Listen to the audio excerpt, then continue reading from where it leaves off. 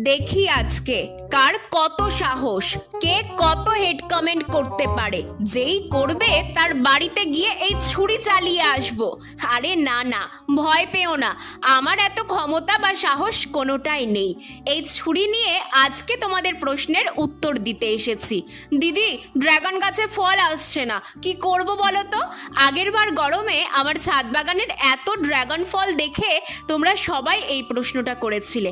দেখো, সবার আগে আমাদের মাথায় রাখতে হবে গাছেদের ফুল ফল দেওয়ার কিন্তু একটা নির্দিষ্ট সময় থাকে। আমি যদি 6 মাসের একটা বাচ্চা গাছের থেকে ফলের আশা করি, সেটা তো সম্ভব নয়, তাই না? তবে হ্যাঁ, গরম পড়ার পরেও যদি 1 বছরের পুরনো গাছে ফুল না আসে, তখন এই পদ্ধতি অবলম্বন করলে ফুল আসবে, কথা দিচ্ছি। কিছুই না, একটা ছুরির সাহায্যে ড্রাগনের ডালের মাথাগুলো ঠিক এইভাবে কেটে দিতে হবে। যাদের গাছে এখনো ফুল আসেনি তারা কিন্তু একবার এটা করে দেখতে পারো।